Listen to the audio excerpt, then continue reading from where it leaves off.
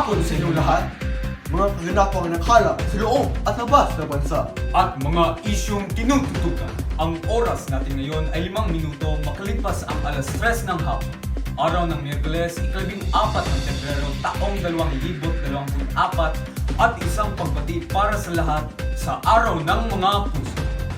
Isang mapagparang hapon, Pilipinas, Ito ang iyong tagapagbantay, Yeshua Aktub, at inyong kaagapay si Joros Harold Dang.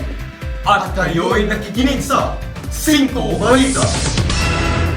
Dalawang suspek umamin sa pagpatay ng isang doktora mula sa Maguindanao del Sur. Bangkay ng college student na hinihinalang biktima ng hate. Magandang hapon! Ako si Yazel Sigi, nag-uulat mula sa Iligan City East National High School. Sa isang mahalagang pangyayari, dalawang sospek sa pagbaril sa isang doktora sa Maguindanao del Sur ay sumuko sa mga otoridad. Kinumpirma ni Colonel Rul Sermis, ang direktor ng pulisya para sa Maguindanao del Sur, na sumuko ang mga sospek at kinumpirma nilang hangad lang nilang magnakaw sa doktora.